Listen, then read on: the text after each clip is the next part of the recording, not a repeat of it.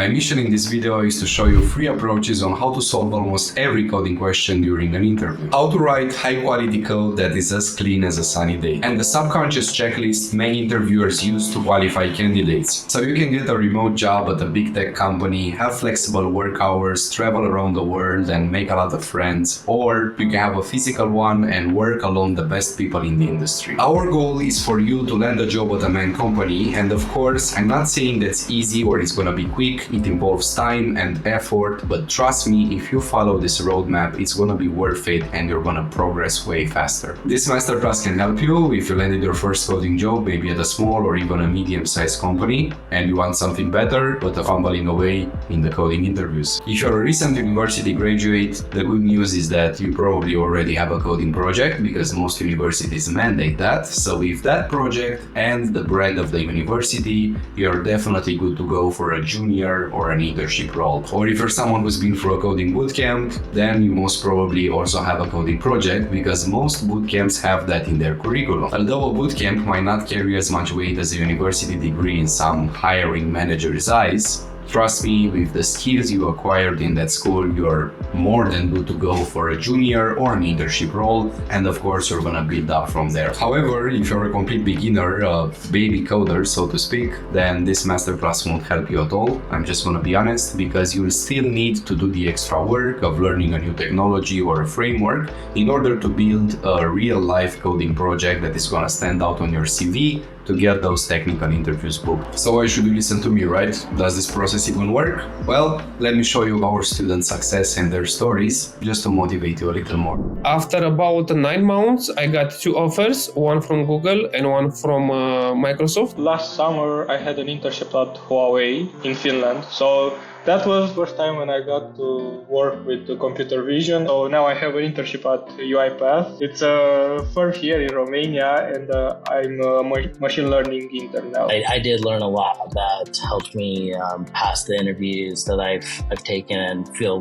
a lot more confident in my ability to take those. And so ultimately the end result was getting a full-time job, which I really enjoy now. Currently an iOS developer at Vanguard. Apparently I've got an offer after all those interviews, which was first for Spain, if I remember correctly, but I've chose to remain in Bucharest after all, and I've got a role for Amazon in Bucharest. I got hired through a temp agency, so initially they hired me as like a temp to hire. After 6 months, they liked my work and hired me full time.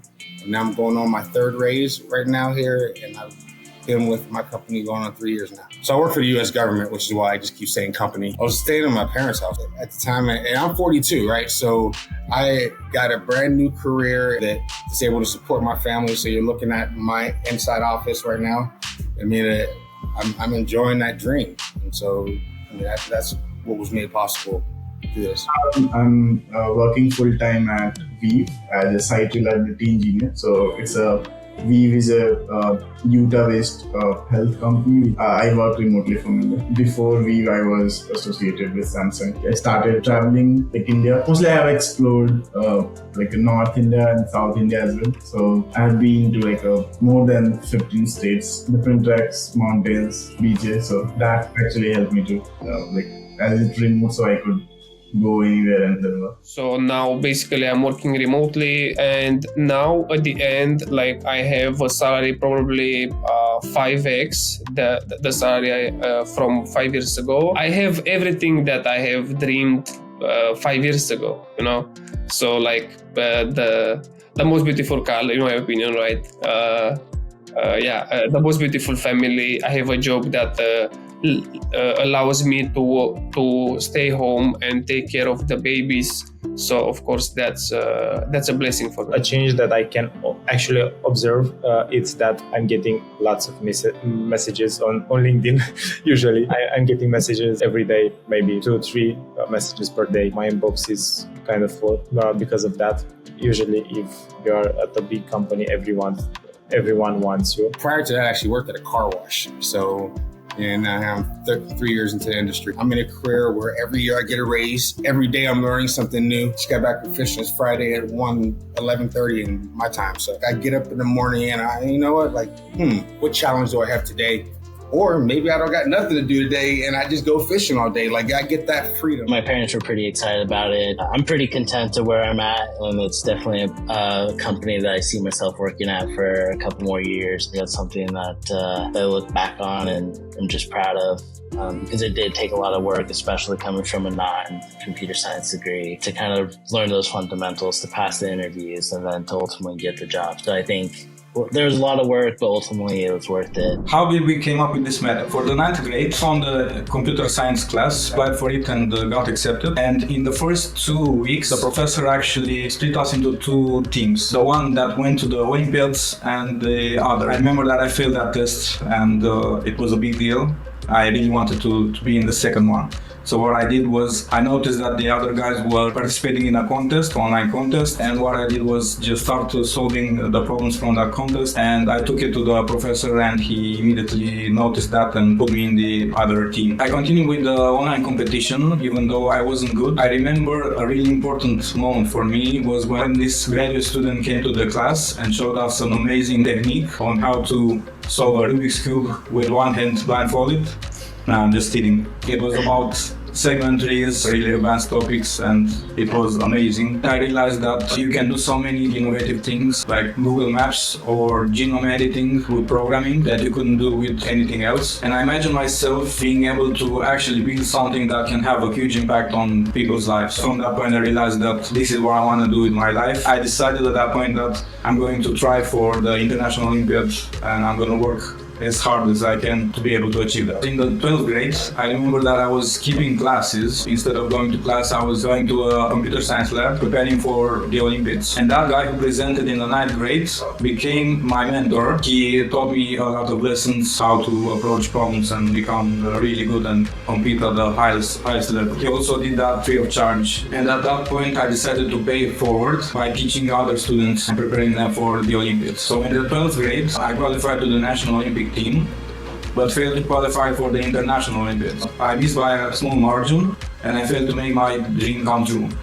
Then I had to face life and go to university. During university, I participated in 5 European contests. That's also when I started teaching other students, training them for the Olympiads especially. One of my best students, 81, got to the International Olympiads and got silver and gold medals. I also got the incredible opportunity to be part of the scientific committee for the Olympiads. I was part of the committee for the International Olympiad in Australia in 2013. So I finally got my lifelong dream of going to the International Olympiad in Informatics become a reality. It wasn't exactly how I was expecting it because I wasn't a contestant but rather in the scientific committee.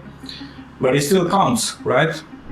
After finishing the first year of university during the summer, I got a job at Adobe as an intern, and I think the Olympiads helped me a lot with getting this first job because problems were very similar to the ones on the Olympiads. So in the second year, I worked for a company that developed a product for airline collisions, and finally in my 3rd year, I got an internship at Facebook, which was an amazing opportunity to work in San Francisco, Palo Alto. Really interesting project that did some statistics for their servers. I got to work with really smart people and I learned a lot from them. One day, all of a sudden, they asked all the interns to go on a road trip. A bus comes, we go inside and we couldn't see anything outside. They take our phones, so we didn't know where we were. So we got there and it was a big mansion. Mark Zuckerberg and his wife welcomed us with their dog, which has apparently a Facebook profile. There was some barbecue, a pool, and we got to talk with Mark himself about our projects, and it was exciting to get to know him just a little bit. After talking with him just for a few minutes,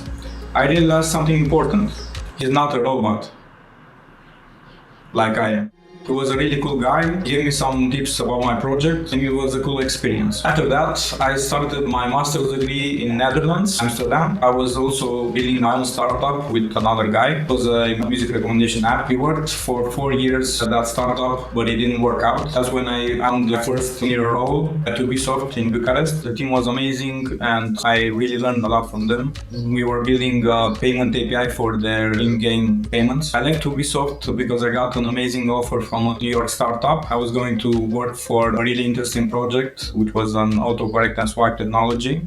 I was keyboard. I worked there a year and a half, mostly remote, but I also went 3 months to New York in Manhattan. After that, I worked on a startup called Grow Engage, which was finding content that could become viral for a specific Facebook page. So we actually got an artist 7 viral videos that landed more than 100 million views. We had to stop that because of copyright issues in the end. Afterwards, I found another startup in New York called US Mobile. They currently are doing 100 million in revenue. I basically did their backend along with 2 other talented engineers. After that, I started another startup with a guy from US in the blockchain space, and that's how I actually got into the Forbes 30 under 30 in Romania, which was a delightful experience to be there. I built a prototype for a real-time optimal exchange algorithm. The other guy didn't know how to sell it, so he called it quits. A couple of years back, I was learning React and coding on a few online platforms. I was super frustrated, and I imagined how it would be nice to have a similar coding tutorial for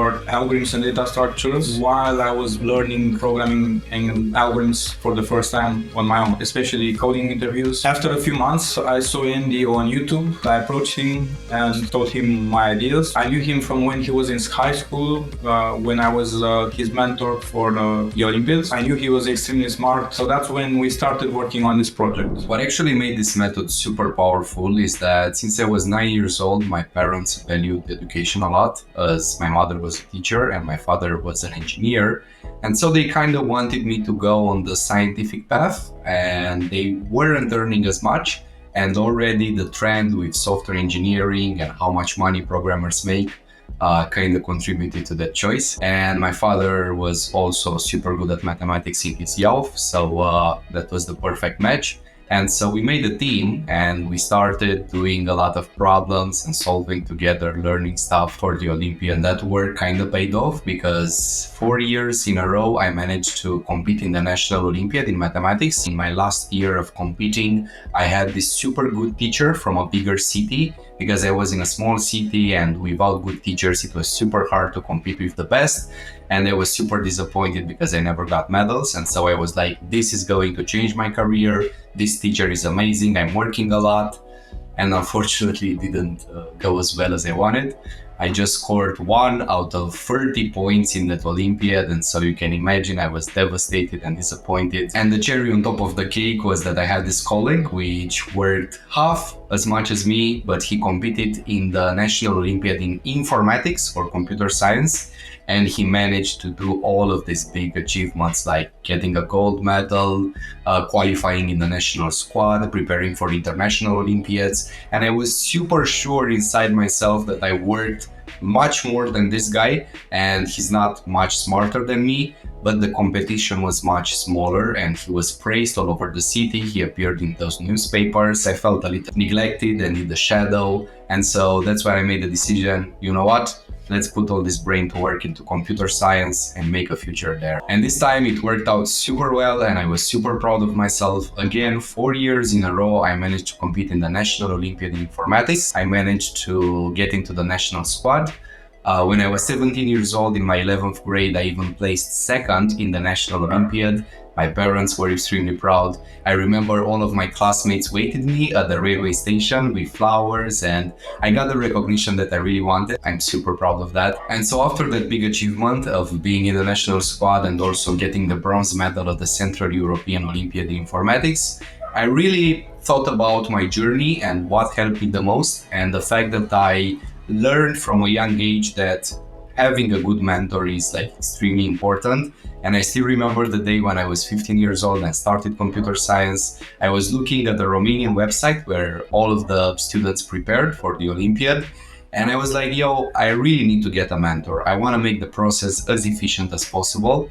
And so I looked at that website, and one of the most rated users there was actually Mircea. And so I got his name from the website, looked for him on Facebook, found him, we connected, and he started teaching me, which really helped me a lot, right?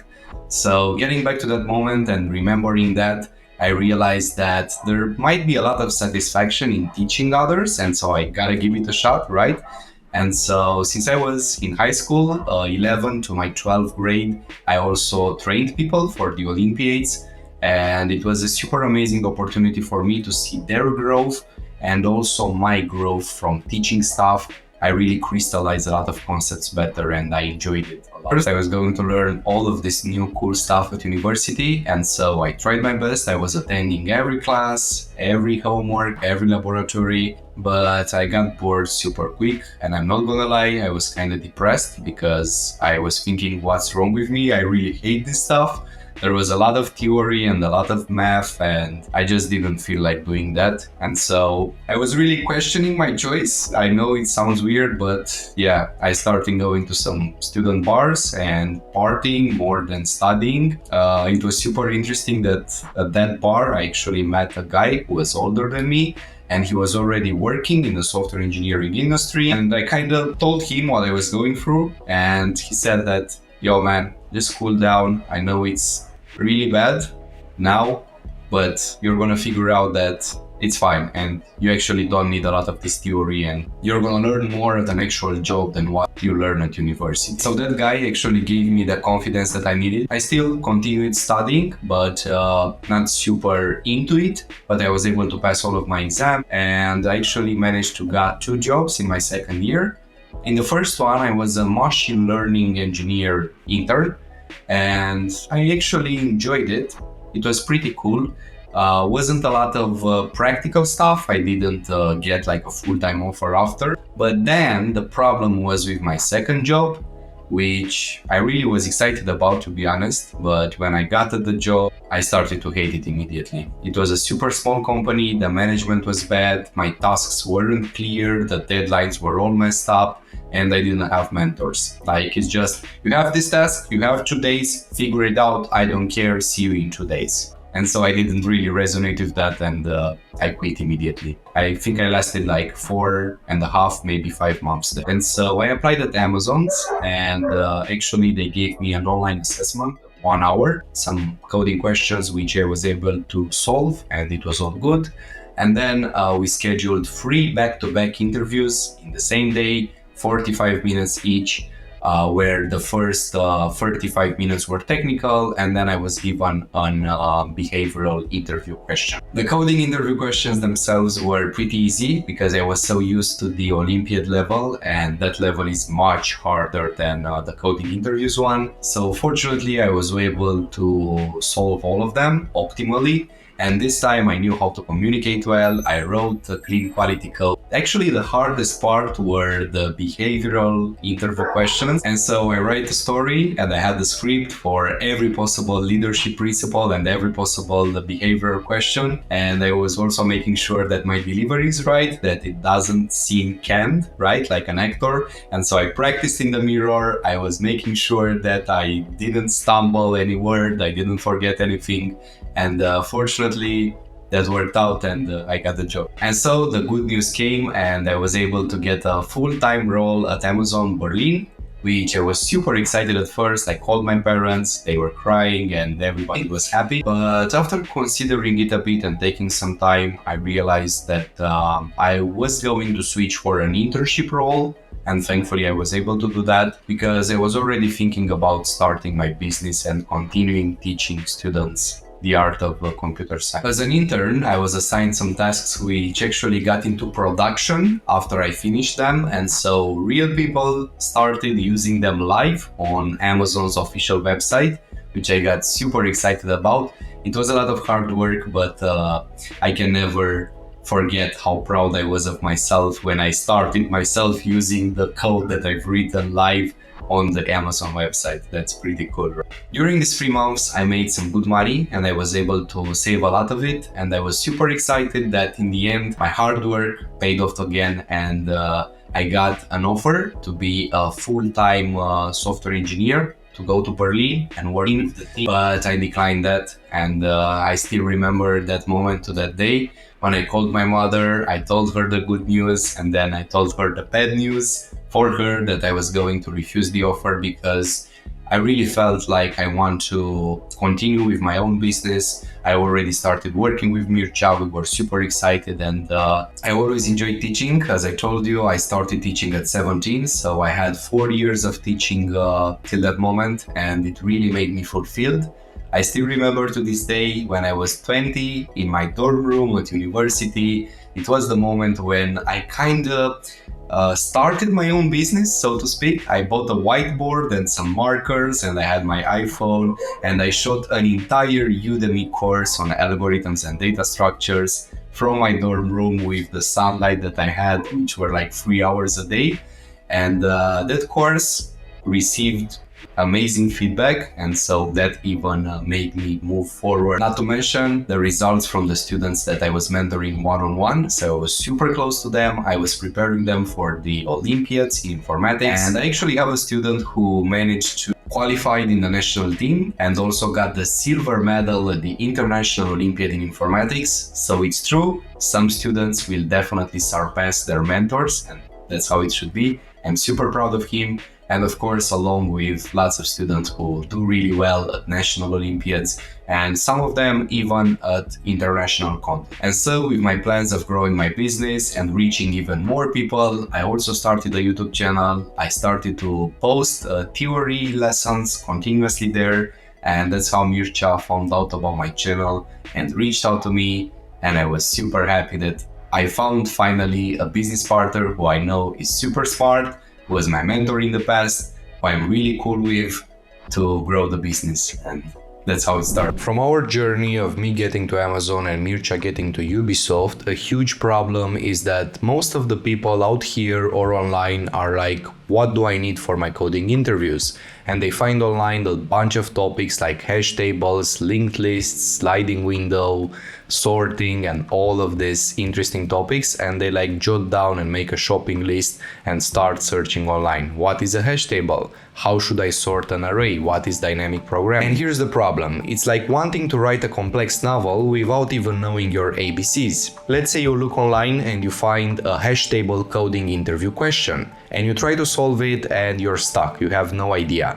But you don't even have a clue that that problem might involve 5 other techniques or algorithms that you should have studied first. You might need to sort the array first, then maybe use the sliding window technique, then maybe you are going to use another data structure besides that hash table, which can be something like a heap. So there's a lot of easy peasy questions that you should have solved first in order to master the fundamentals, then maybe increase the difficulty a little bit, solve harder problems, and then you can truly learn how to combine all of these concepts and solve a hash table problem. This was the exact case with Connor, our former client who now works at Vanguard. Before working with us, Connor was a freelancer and he really knew how to code, but when trying to crack the coding interview, he looked online, he was trying to solve some lead code questions, he searched for questions specific to the company that he was applying for. So he searched Facebook interview questions, Google interview questions,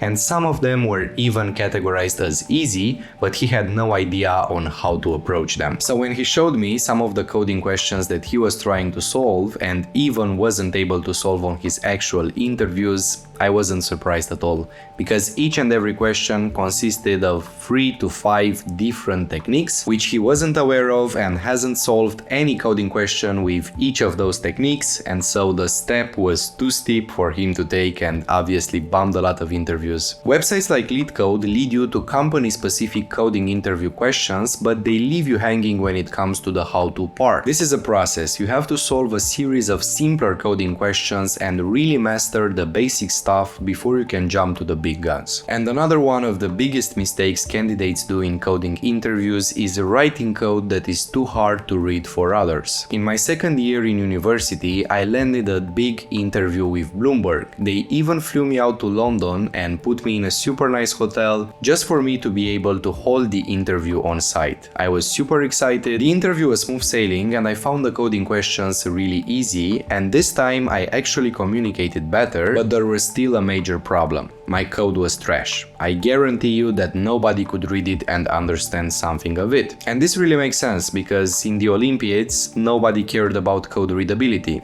I mean, you just were given a problem, you should write some code that is fast enough and produces the correct output, and a machine will evaluate it, and if both these conditions are satisfied, you will get 100 points. But in coding interviews, they care a lot about the quality and readability of your code, because guess what? If you're going to land a job, you're going to work within a team, and a lot of people are going to read your code and they should understand it. But unfortunately, I had no clue about this when I went to the interview, and you can imagine I bombed it. And that's another major problem people have when preparing for coding interviews on websites like LeetCode, because their judging system is the same as the one I had in the Olympiads. Nobody actually looks at the quality of your code, they have no flag, no score for it, and so you can feel amazing that you grind a lot of problems and have accepted on hundreds of them, but the quality of your code is not. It's just like baking a cake. You can mix in all the right ingredients together and get a cake out of the oven, but how do you know that it's good?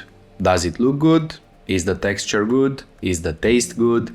You really need somebody else to taste it so you can get that feedback. Adding fuel to the fire, most of the discussions in the communities or the comments on these coding questions show people that wrote poor quality code, and this is a problem because you're gonna feel like you're on the right path because your code is similar to them, and you're gonna keep repeating the same mistakes and bomb interviews without even being aware. To level up the quality of your code, consider using these hacks. First of all, ditch names like X, Y, array, and stuff like that is meaningless and nobody can understand what its purpose is. Instead, use meaningful names like first name, age, country, and anything that's relatable. It's like the roles in a play. They have to make sense and they make things a lot clearer. Next on the list, code architecture. And trust me, your worst enemy is duplicate code. If you have 10 lines of code here and the same 10 lines of code in other place in your program, or even if they are 90% the same,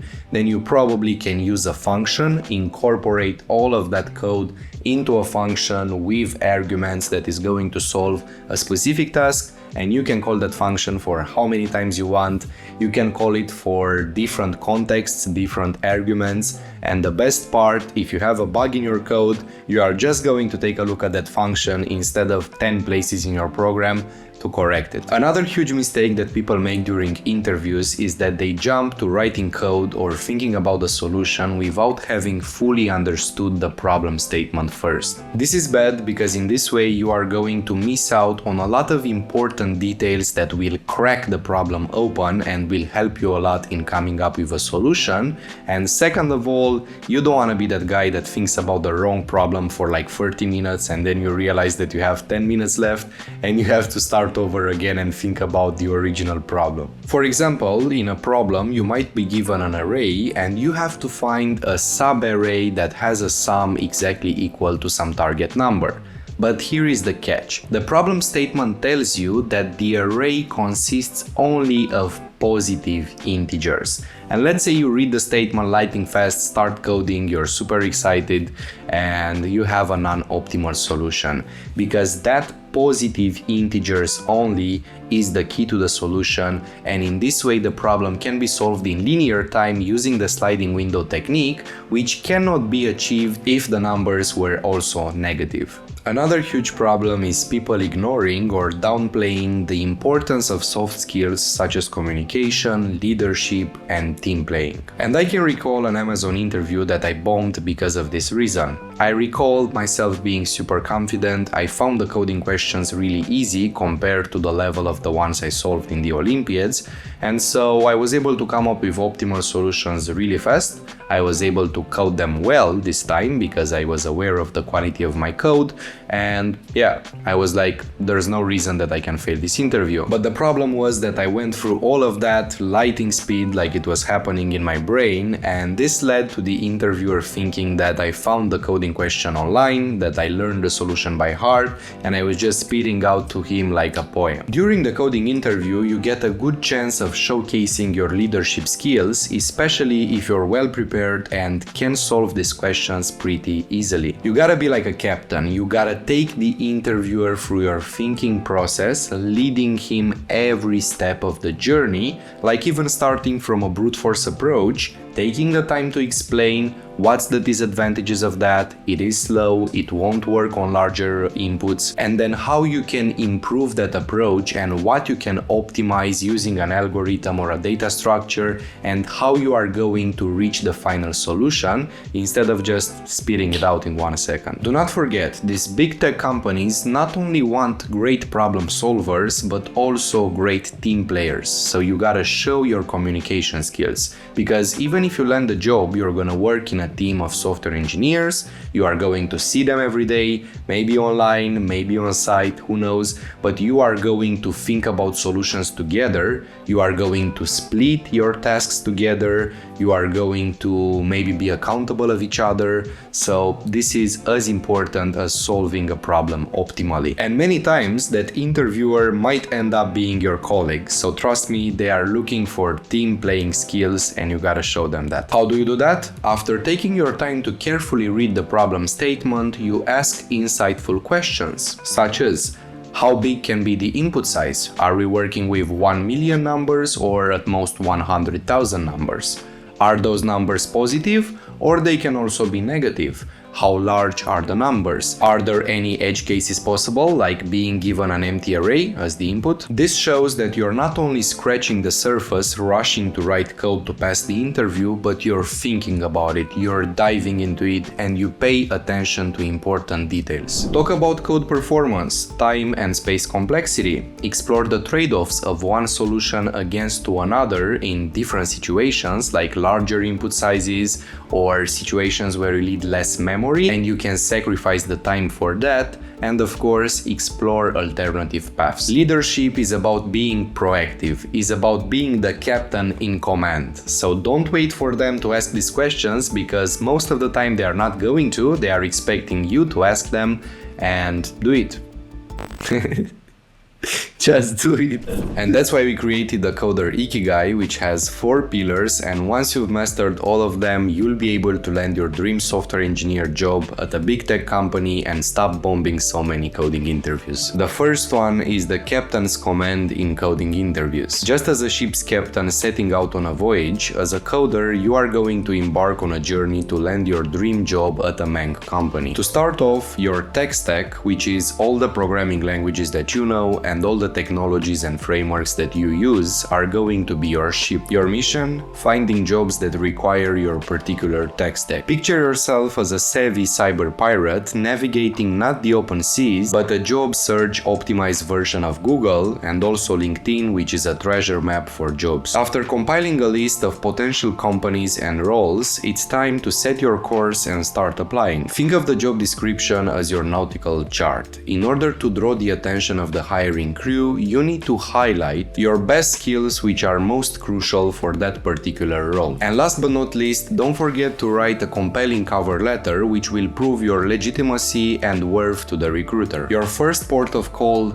the interview. Just like a captain must understand their maps, you need to thoroughly read the problem statement and make sure you've got a solid grasp of the problem. Check the examples, ask follow-up questions about the input size, the range of numbers, time constraints, memory limitations, all the factors that may affect your journey. Now it's time for the brainstorming session. This is when you get to chart your course. Narrate your thinking process to the crew, in our case the interviewer. Let's say you're going to start with a brute force approach and gradually optimize it until you get to the optimal solution. Make sure you explain every step of this journey. How did you come up with that brute force approach? What is the bottleneck? What's the part of the code or the logic that can be optimized, and how you are thinking about optimizing it? And before you even touch the keyboard, explain your plan, how you are going to structure the code, why you think the solution is efficient, and trade-offs against other possible solutions. You may suggest a couple of ways to tackle the code, and it's best if you have some back and forth with the interviewer about the best approach, just like a captain discussing the best route along with their crew. Finally, once you both agreed on the battle plan, you set sail. In our case, you start coding. But remember, you are still the captain. Keep your crew in the loop and explain every line of the code that you write. Steer the conversation, making sure everybody's on board with your journey of cracking the code. This journey is challenging, but it showcases your leadership, communication, and team playing skills, which are as important as your coding abilities if you aim to get to a big tech company. So take command, Captain, and set sail to your dream job at MAANG. And for the second part of the Coder Ikigai, your Mushroom Kingdom adventure. The first leg of this journey involves looking for Princess Peach's purpose. Much like Mario's pursuit of Princess Peach, you've got to have a grand vision, your programming project. This right here is going to be your motivation, the golden star that keeps you up at night coding and solving bugs. Got to find that project that lights up your eyes and keeps your finger tapping away on the keyboard. Next, you've got to prepare for the Koopa Troopa kickbacks. Now, we all know that Mario's got to deal with his fair share of Goombas and Koopa Troopas, the rascally little problems that pop up. Your journey isn't gonna be any different. It's unavoidably brimming with setbacks, rejections, and quirky bugs. These problems might knock you off your feet, but remember, they don't have the power to knock you out. This part of the journey isn't just about surviving, it's about learning, dusting yourself off, and coming back even stronger every time. Whenever you face an interview or a coding question and things don't end up as you planned,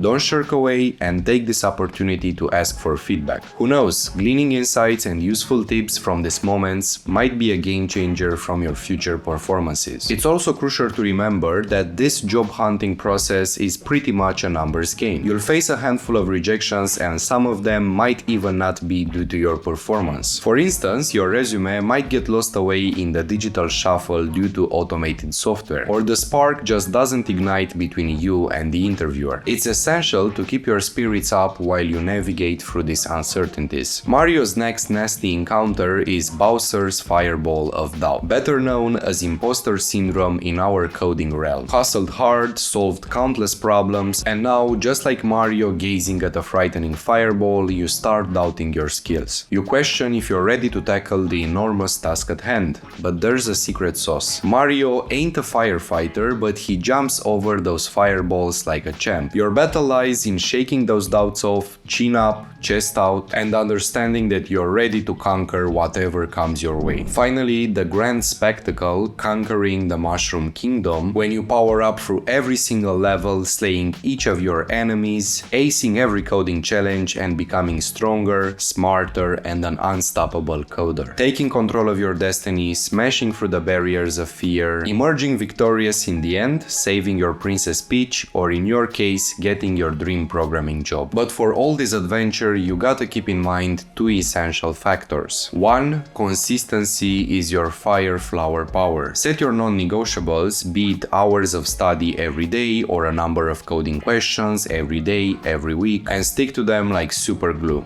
Preparing well ahead of deadlines will keep you one step ahead and ready to face any curveballs. And two, don't get disheartened by numbers. Data from the Bureau of Labor Statistics says that only 29% of job seekers get a job within their first 10 tries. Sounds daunting, right? But here's the kicker. The odds of you getting the job increase with every application that you put out there. So puff up your chest, take a deep breath, and remember, some setbacks cannot stop you. Rome wasn't built in only one day, and neither will your coding skills. Perseverance, my friend, is the name of the game. Now for the third pillar of the Coder Ikigai, you need to learn the Lego blocks. Picture this, you're faced with a monster task, assembling a whopping 50-piece Lego set. It's the kind of task that gives you chills even just by looking at it. But what if you could turn that big scary task into a chill step-by-step project? Here's the plan. Break it down into 10 doable steps, each step telling you exactly where to put each block, or in our case, each line of code. Because in the end, that gigantic 50-piece Lego set is going to shape up into your final piece of code. right? Just like a beautiful Lego Death Star comes to life block by block, your complex code unravels line by line. It's not just about getting that Lego set assembled or writing the perfect piece of code. It's all about turning into a pro Lego builder, or in our case, a seasoned programmer. So you're not just building a Lego set or writing code, you're learning how to think like a veteran Lego builder or a senior programmer. So let's take a look at this code in question, and as you can see, this piece of code is enormous. And my question is, how would you write it? Where would you start it?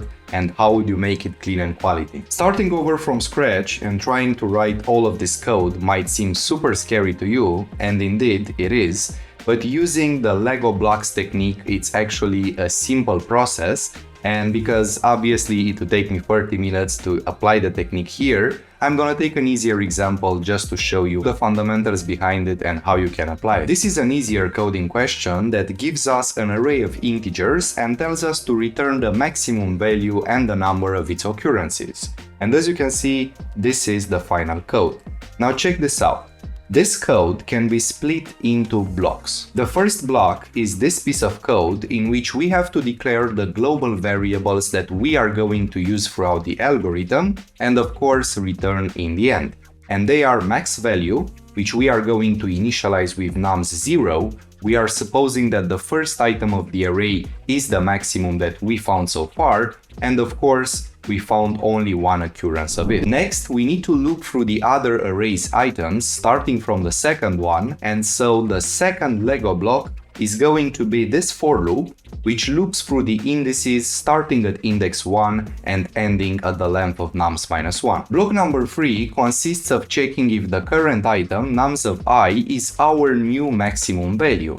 So we are going to write an if statement, checking if nums of I is greater than max value. If this condition is satisfied, then we need to update max value and occurrences, and so block number 4 is going to be placed inside block number 3, and we are going to assign nums of I to max value and 1 to occurrences, because we just started from scratch and this is the first occurrence of our newfound maximum. Then there is still one more scenario that we need to consider. What if nums of I is not our new maximum, but it is a new occurrence of the current maximum?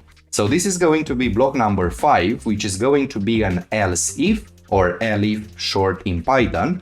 We will check if nums of I equals max value, and if this is the case, we need to increment the value of occurrences. And so block number 6 is going to be this incrementation, which will be placed inside block number 5. And last but not least, after all the work is done and we finished looping throughout all the items of the array, we have our answers inside our two global variables, max value and occurrences, and so we are going to return a list consisting of these two items, and this is the final block. And the last but not least is the master key trio.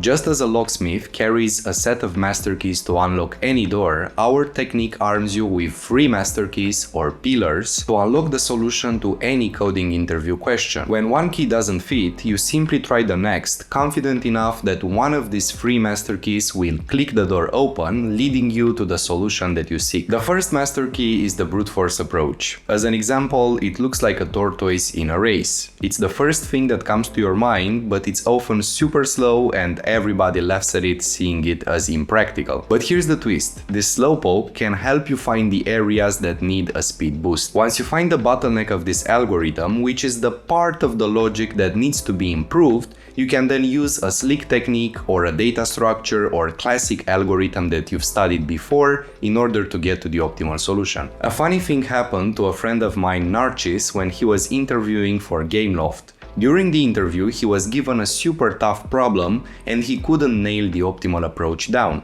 But what he did is that he wrote a brute force algorithm, communicating it perfectly to the interviewer, and guess what? He got the job because he was actually the only candidate which came up with something. The other ones who drew a blank weren't so lucky. So never forget, a slow solution is infinitely better than no solution at all. It's like the hare and the tortoise, right? And second of all, many times. You just need to tweak that brute force approach and you will get to the optimal solution. The second master key is simplification. Picture this: you're wrestling with a problem that's throwing you around mammoth numbers, like let's say up to 1 million. It's a bit like trying to swallow a whole pizza in one bite. So why not simplify the problem? Break it down. Start with a mini pizza slice, a version of the problem where the numbers are only 0 or 1.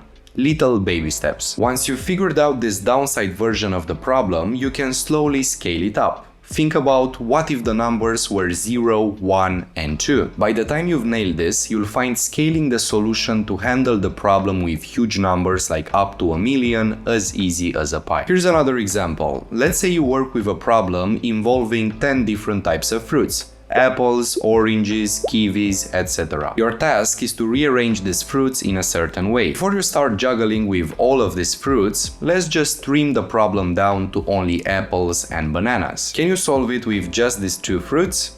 Great, you've cracked the problem for 2 fruits. Now let's up the stakes a little bit and work with 3 types of fruits. Let's take apples, bananas, and now add strawberries. Will the previous solution for 2 fruits work now with 3 fruits? If yes, that's amazing. If not, it's probably 80% the same, but just needs a little extra, a little tweak, maybe another condition, maybe another piece of logic. You've just solved the problem for 3 fruits. Now what about 4 fruits? If the previous solution works here, then you're onto something. It will probably work for 5 fruits, 6 fruits, and so on and so forth for the original problem of 10 fruits. And this is how you simplify a problem. You start small, figure out the basic pattern, and then you scale up. It's like mastering a tune on the piano, 1 note at a time, until you're playing a symphony. And the third master key is the pen and paper approach, which is just like being a detective. You gotta get your hands dirty with a bunch of examples, crack them open on paper, and scout for patterns. So let's say you've got a basket with 2 apples, 1 banana, and 1 strawberry, and you got to arrange them in the order given by the problem.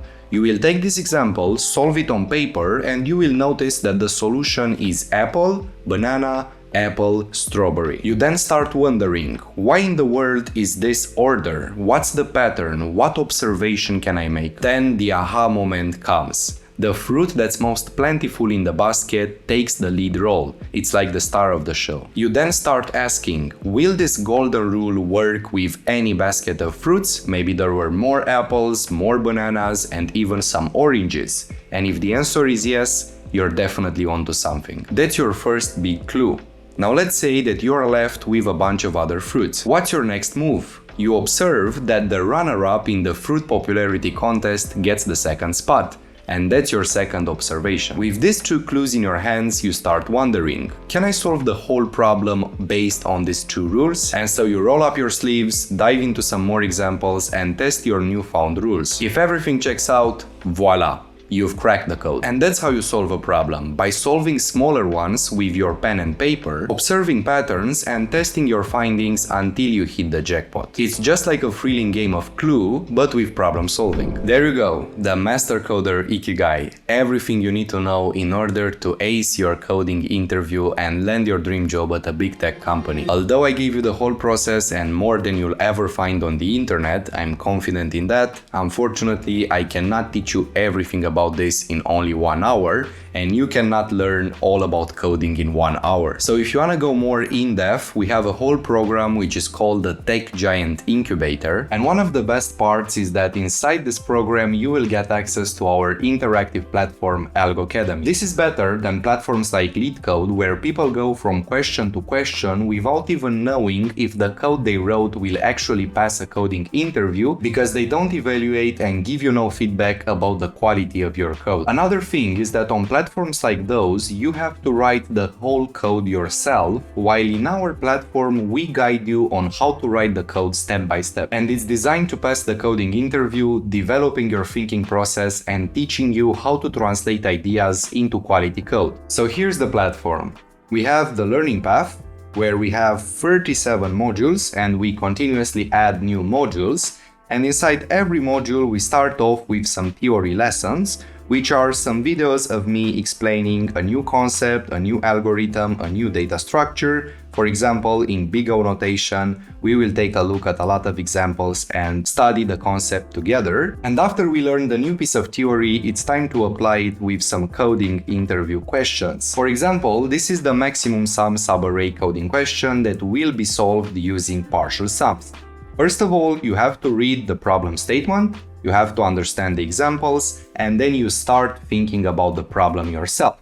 You will take some time, and whenever you are stuck, we give you hints just to get you unstuck and move forward to generate new ideas and come closer to the solution. So for example, here is the first hint, then if you get stuck again, you have the second hint, and so on and so forth. If you finished all the hints and still can't crack the problem, I have a comprehensive video explanation to see how I'm thinking about the problem, how I'm approaching it from scratch, using the master key trio and everything that I taught you inside this masterclass. And after you got the logic, it's time to write the code.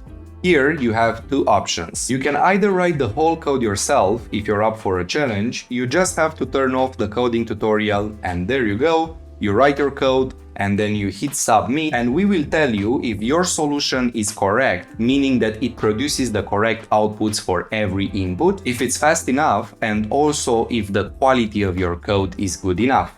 If not, you are going to receive feedback on what to improve. Or the second option is to use the interactive coding tutorial, so let's turn it back on, which is implemented based on the Lego blocks technique. The final piece of code is split into our Lego blocks, and at every step we tell you in plain English what the current block should be and where it should be placed. So for example here, we need a variable maxsum in which to store the maximum subarray and so on and so forth. What you have to do is write this step, and again, if it is correct, you are going to move on to the next step, the next Lego block. If it's not, we are going to give you feedback. So let's suppose I'm thinking hard about this, but I still have no clue on what to write here. You can also use a hint. We have the hints for the Lego blocks, and check this out. As the answer to the problem can be negative, don't fall into the trap of initializing maxsum with 0. We need to initialize with a value that is a subarray sum, which is here nums of 0. So now I know what to write, but let's suppose I made a mistake. I initialize maxsum, instead of nums of 0, I initialize it still with value 0. I fall into that trap. Let's validate the step and see what I get. Okay, this is failed as you can see. And now if I correct this piece of code and I initialize with nums of 0, I validate the step and I successfully pass to the next step. Using a variable I, you got the idea. And just like that, you are going to write the whole code step by step, block by block. And also inside the platform, you can code in 4 different programming languages. We support C++, Java, JavaScript, and Python. And even more, in some of these classes, me and Mircea solve a coding interview question live, exactly like I were in an interview and he were the interviewer. These are videos of 1 hour, 1 hour and a half long, in which I'm not only the interviewee, but I also enter narrator mode and tell you exactly how I'm thinking about the question, how I'm demonstrating my communication skills during the interview, from asking follow-up questions after reading the problem statement, to explaining things in a certain way, taking the interviewer through my thinking process, discussing with him possible approaches to the problem, trade-offs of other solutions, and a lot of beautiful stuff. Then you'll also see how I'm turning that logic into quality, clean code,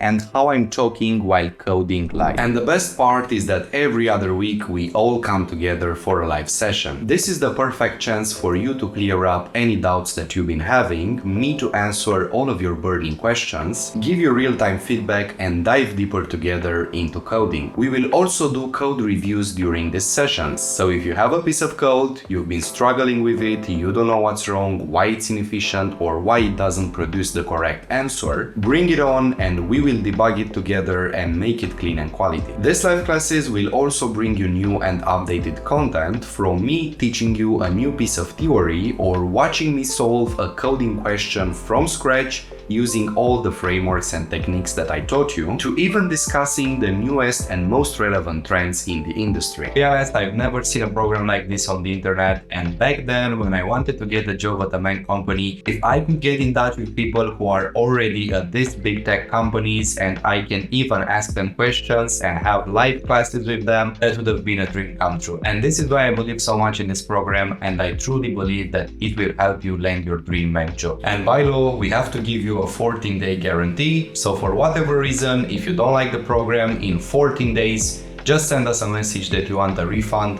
and no question asked, we'll do that for you. And on top of that, we have our if job equals null, then a refund guarantee. If you go through the whole program, watch every lesson, solve every coding question, do your homework, and show up to the live classes, and still don't get results in 3 months, then no questions asked, we are going to give you a full refund, and you will still have access for 1 more year to the whole content. So click the button below, join the program, and you will have 1 year access to everything that we've talked about, the platform, every piece of content, the live classes, and so much more. See you there.